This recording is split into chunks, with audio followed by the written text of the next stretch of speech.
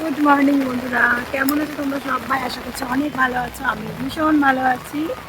আমি পূজা, আমার আরও একটা নতুন ভিডিওতে তোমাদের অনেক স্বাগত আর অনেক ভালোবাসা। তো আজকে সকাল থেকে হচ্ছে বৃষ্টি, মেয়েটা পড়তে গেছে, তো যে কারণে ওকে আনতে যাচ্ছি। ও মানে এখানে আসবে আর কেউ রেনকোট পরে আমি ওকে সকালে পড়তে পাঠিয়েছি, বুঝলে তো। আর এই যে দেখতে পাচ্ছ কেমন বৃষ্টি হচ্ছে, দেখো সকাল থেকে প্রচুর বৃষ্টি হচ্ছে, বুঝলে তো, প্রচুর প্রচুর। তো তোমাদের সঙ্গে একটু এই যে বৃষ্টির দৃশ্যগুলো একটু শেয়ার করি। সব সময় তো বৃষ্টি পাবো না, ঠিক আছে। আর আমাদের রাস্তাঘাট তোমাদেরকে একটু শেয়ার করি, দাঁড়াও। ও বাবার আকাশ ডাকে গো।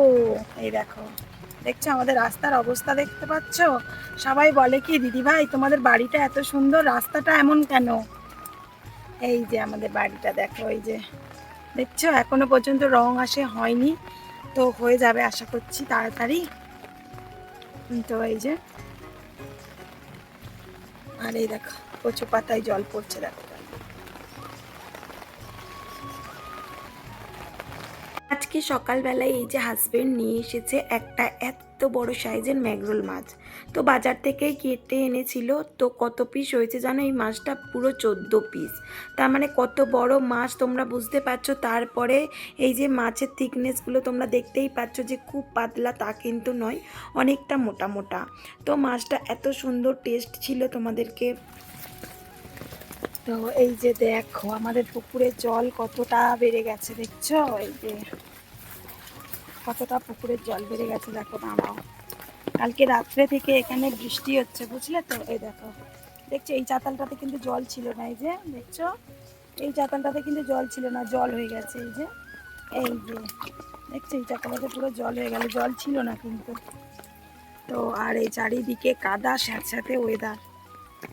আর এই যে মা বাসনগুলো মাজছে, মা বলে কি একেবারে বাসন টাসন মেজে স্নান করে নেব। তো রান্নাও মোটামুটি হয়ে গেছে ওইদিকে, বুঝলে তো, মোটামুটি রান্নাও হয়ে গেছে। তো এই যে মেয়েটা এখন আসেনি বলে চলে এসেছি। আর কি কি রান্না করেছি তোমাদেরকে দেখাই, কারণ কি বলো তো, খাওয়ার সময় মনে থাকে না, তাড়াহুড়ো করে খেতে বসে যাই। তো চলো তোমাদেরকে দেখাই কি কি রান্না করি। এই দেখো, এইখানে করেছি ম্যাগরোল মাছ, আলু টমেটো দিয়ে আদা রসুন দিয়ে তরকারি করেছি, ঠিক আছে। চাপা দিয়ে রেখে দিয়েছি, আর আমার মেয়েও খাবে, ওই কি খাবে, ও ভালোবাসে খেতে। আর এইখানে কুমড়ো পুঁই শাক হচ্ছে, এই যে কুমড়ো পুঁই শাক এখনো ফুটছে, ঠিক আছে। আর এইখানে ভাত উপর দিয়েছি। আজকে আমাদের লাঞ্চে রয়েছে। আর দেখো কেমন বৃষ্টি হচ্ছে, বৃষ্টির দিনগুলো যেন কি বলবো, ভাল লাগে, ঘরে থাকলে ভালো লাগে। কিন্তু মেয়েটা তো স্কুলে যাবেন, ওইটা একটা প্রবলেম। মেয়েকে রেডি করাতে হবে, এটাই আসছে। দেখো বৃষ্টি সমানে হয়েই যাচ্ছে, রেনকোট পরে গেছে, আবার রেনকোট পরেই আসছে।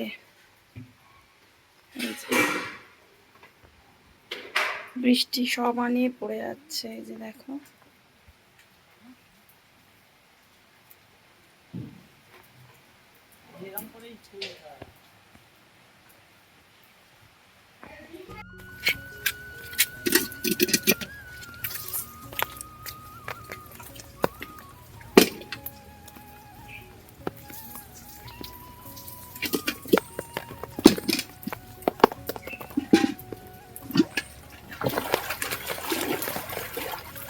তো এই যে দেখো সকাল থেকে এখনো কাটিনি, তাহলে সকাল থেকেই বৃষ্টি হচ্ছে। তো এখন আর কতক্ষণ না বৃষ্টির জন্য অপেক্ষা করব। কিছু কাছাকাছি ছিল, সেগুলো এখন কেটে নিই। কতক্ষণ এরকম ভাবে রেখে দেবো বলো তো। আর কালকে আমার হাজবেন্ড কলকাতায় গিয়েছিল, তো সেগুলো ভাগ্যিস কালকে কেচে দিয়েছিলাম আসতে, না হলে এই যে বৃষ্টি লেগেছে সকাল থেকে।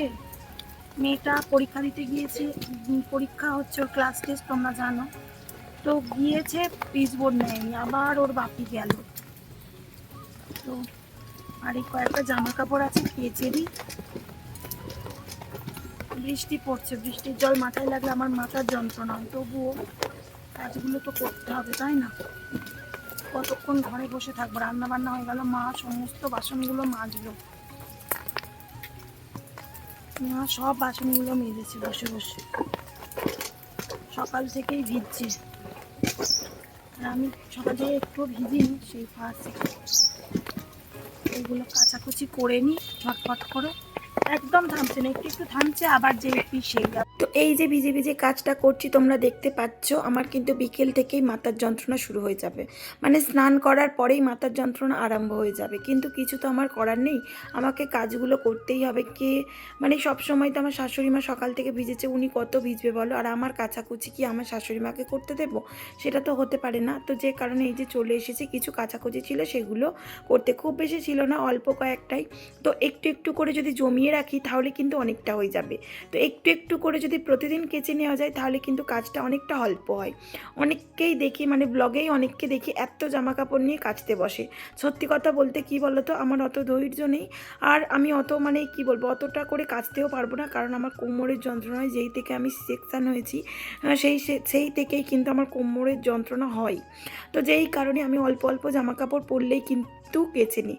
তো আমার হাজব্যান্ড আগের দিন গিয়েছিল কলকাতায়, তো সেই জামা কাপড়গুলো আগের দিন ভাগ্যিস আমি কেচে দিয়েছিলাম বেলাতে, না হলে কীভাবে যে শুকনো করতাম সেটা জানি না। জিন্সের প্যান্ট মানে বুঝতেই পারছো কতটা মানে ভারী, তারপরে কতটা মোটা জিনিস, সেটা শুকনো হতে অনেকটা দেরি লাগবে।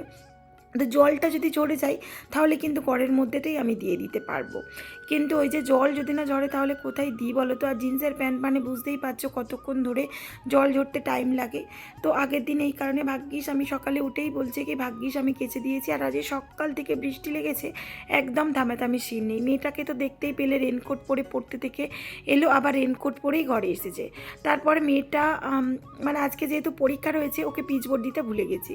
আবার আমার হাজব্যান্ড এসেছিল, আবার ওকে পাঠালাম, বললাম কি যাও, না হলে কোথায় মানে কি বলবো, বাচ্চা মানুষ বুঝতেই পারো, হয়তো ঘাবড়ে যাবে, পরীক্ষাটা ভালো করে দেবে না। পরীক্ষা মানে ক্লাস টেস্ট পরীক্ষা হচ্ছে, তো এই পরীক্ষাটা যদি একটু ভালো করে দেওয়াতে পারি তাহলে যখন পরীক্ষা হবে তখন ওরও চাপ থাকবে না, তারপর আমারও অনেকটা চাপ কমে যাবে, তাই না বলো? তো আজকে তোমাদের কাছে ভিডিওটা যেতে একটু দেরি হয়ে গেল বন্ধুরা, বুঝতেই পারছো মেয়ের পরীক্ষা, কি করব বলো, একটু মানে মানিয়ে গুছিয়ে দেখে নিও ভিডিওটা। তো মানে পরের দিন থেকে তোমাদের ঠিকঠাক টাইমে আমি ভিডিও দেবো। তো আজকে একটু দেরি হয়ে গেল, ঠিক আছে, একটু ক্ষমা করে দিও, ক্ষমা করে দেখে নিও বোনটার ভিডিও, ছোট্ট বোনের ভিডিও। তো যাই হোক, এদিকে দেখতে পাচ্ছ স্নান করে এই যে চলে এসে ঝুলন বারান্দায় জামা কাপড়গুলো মেলতে। সত্যি কথা বলতে কী বলো তো, জামা কাপড় মেলার আমাদের অসুবিধা হয় না, কিন্তু অনেক যখন জামা কাপড় হয়ে যায় তখন না অসুবিধা হয়। এই যে জামা কাপড়গুলো দিচ্ছি দেখতে পাচ্ছ, একটু জল জল ঝরে গেলে আর একটু আধা শুকনো মতো হয়ে গেলে ঘরে দিয়ে দেবো।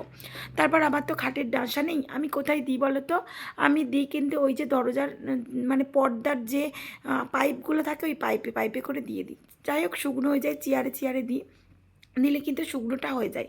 আর তো যাই হোক, এইভাবেই আমি দিই, আমি জামা কাপড় শুকনো করি। আর এই যে ঝুলন বারান্দায় দিয়ে দিলাম, সবটা শুকনো। তো বন্ধুরা, এই যে পরের দিনকে এখন বাজে 12:30, তো এখন আউটরোটা দিচ্ছি, বসে বসে ভিডিওটা এডিট করলাম। আর এবারে পোস্ট করলে আপলোড দেবো, তারপরে পোস্ট করবো। তো আজকে ভিডিওটা একটু ছোট হয়ে গেল, তাই না বলো? মেয়ের পরীক্ষা থাকলে বুঝতেই পারো কতটা চাপের মধ্যে থাকি। তারপরে কি বলো তো, সবে স্নান করলাম, এই যে স্নান করে আর এখন ভিডিওটা যেহেতু আমি এডিট করলাম, তো মেয়ের পরীক্ষা থাকলে কি বলতে গেলাম ভুলে গেলাম, মানে মেয়েটার পরীক্ষা চলছে, তো যে কারণে ওকে নিয়ে অনেকটা ব্যস্ত রয়েছি, বুঝলে তো। তো আউটরো ইন্ট্রো কখন দিচ্ছে, আর আমি কি বলো তো বন্ধুরা, আমি যতক্ষণ না ভিডিওটা সেন্ড করি, মানে ভিডিওটা সেভ করি আর কি, ততক্ষণ পর্যন্ত আমি কোনো রকম ভিডিও করি না। আজকে যেমন কোনো রকম ভিডিও এখনও পর্যন্ত স্টার্ট করিনি, মানে সকাল থেকে তোমরা কোনো রকম পরের দিনকে ভিডিওই পাবে না, আমি কোনো রকম ভিডিও করিনি। কারণ সত্যি কথা বলতে ভিডিও না সেভ করে আমি ভিডিও একদম করতে চাই না, আমার নিজেরই ভালো লাগে না যে আগের ভিডিওটাই আমি মানে বাসে ভিডিওটাই পোস্ট করতে পারলাম না, ভিডিও স্টার্ট করবো এইরকমটা মনে হয়, কেন জানি না। তারপর 12টা থেকে আমি প্রতিদিন লাইভ করি, আজকে লাইভ করিনি এখনও, ভিডিওটা আমি আপলোড দিতে পারিনি, আর লাইভ কী করে করি, তো যে কারণে করিনি। আজকে যেহেতু মেয়ের বিকেলে পড়া রয়েছে, ওর নাচের ক্লাস রয়েছে, তো ও যেহেতু নাচের ক্লাসে যাবে, পড়তে যাবে, অনেকটা টাইম পাবো, তখন ভাবছি কি বসে বসে লাইভটা করে নেব, এইরকমই ভাবছি। তো চলো বন্ধুরা, আজকে ভিডিওটা এই পর্যন্ত। যদি ভিডিওটা ভালো লাগে অবশ্যই লাইক কমেন্ট শেয়ার করবে এবং সাবস্ক্রাইব করে পাশে থাকা বেল আইকনটা প্রেস করে দেবে, যাতে আমার ভিডিওটা সবার আগে তোমার কাছে পৌঁছে যায়। কেমন অন্ধকার অন্ধকার ছিল, তাই না গো? তো চলো টাটা, আবার দেখা হচ্ছে নেক্সট দিন নেক্সট ভিডিওতে। টাটা, সবাই ভালো থাকবে, সুস্থ থাকবে।